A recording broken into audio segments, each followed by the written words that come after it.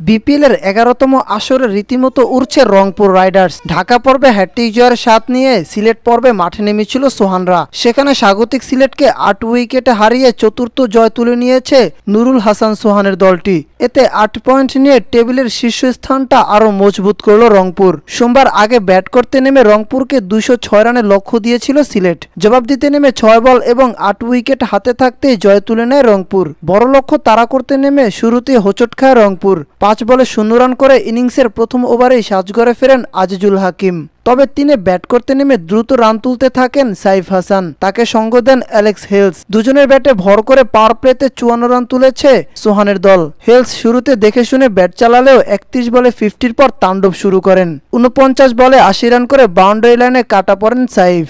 অপর প্রান্ত থেকে ৫৪ বলে বিপিএল ক্যারিয়ারের দ্বিতীয় সেঞ্চুরি তুলে নেন হেলস। পরে ২ বলে ছক্কা হাঁকিয়ে একবার আগে রংপুরকে জয়ের বন্দরে পৌঁছে দেয় ইংলিশ এই তারকা। সিলেট স্ট্রাইকার্সের হয়ে ২ উইকেট শিকার করেন তানজিম সাকিব। এর আগে টস হেরে ব্যাট করতে নেমে সিলেটের দুর্দান্ত শুরু এনে দেন রনি তালুকদার ও জর্জি মানজি। দুজনের ব্যাট থেকে আসে ৪৭ রান। তবে ইনিংস বড় করতে পারেননি মানজি। ১২ বলে ১৮ রান করে আউট হন তিনি।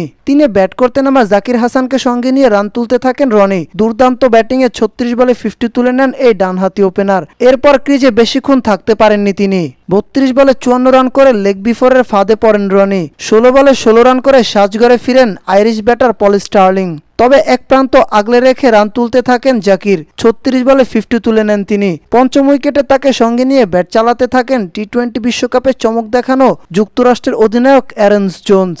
১৯তম ওভারের দ্বিতীয় বলে ক্যাচ আউট হন জাকির। ২০তম ওভারে জাকির আলীর ৩ এবং অ্যারন জোন্সের ১ ছক্কাতে ২৭ রান তুলে সিলেট। এতে জাকিরের ৫ বলে ২০ রান এবং অ্যারন জোন্সের ১৯ বলে অপরাজিত ৩৮ রানে ভর করে ২০৫ রানের পুঁজি পেয়েছিল সিলেট স্ট্রাইকার্স।